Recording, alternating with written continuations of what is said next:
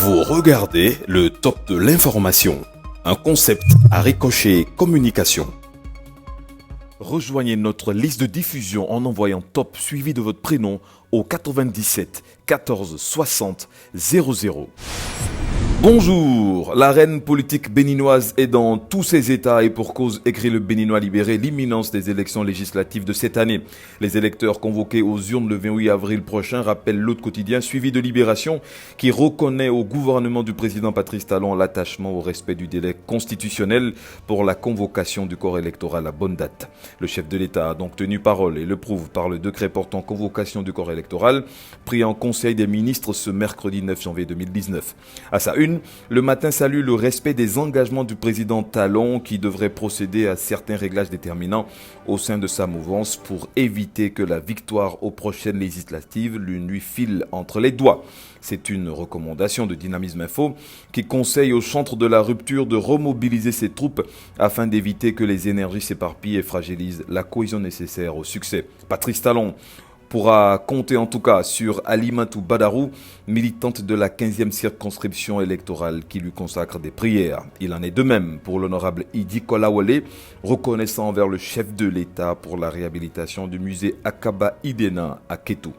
En gros titre du journal du service public La Nation, l'agence internationale de notation financière Standard & Poor's a confirmé la note B+, attribuée à la République du Bénin le 21 décembre 2018 dans le cadre de la revue périodique de la notation du Bénin assortie d'une perspective stable.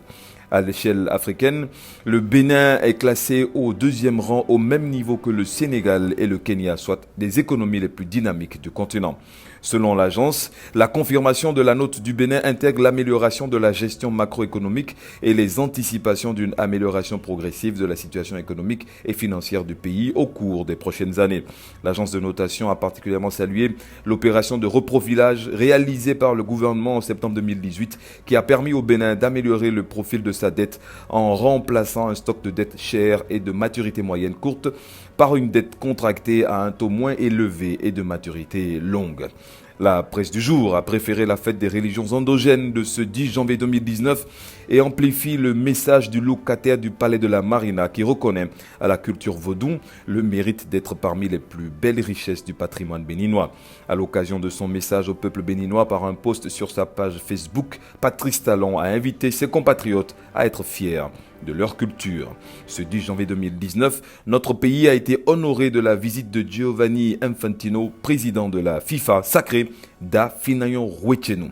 Un déplacement qui est une première, un véritable succès diplomatique de la Fédération béninoise de football sous la houlette de son président Mathurin de Chacus, soutenu par le gouvernement du président Talon.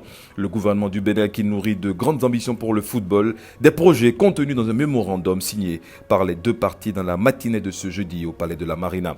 L'hôte de Patrice Talon qui en a profité pour offrir au chef de l'État le maillot du meneur de jeu de l'équipe gouvernementale au Bénin. Enfin, Fraternité nous informe que pour plus d'efficacité à la police républicaine, Mohamed Saké a été nommé directeur de la sécurité publique. Pour chacun de vos projets, nous évaluons ensemble et agissons précisément dans votre intérêt. À Ricochet Communication à Cotonou au Bénin, un savoir-faire pour un service exemplaire.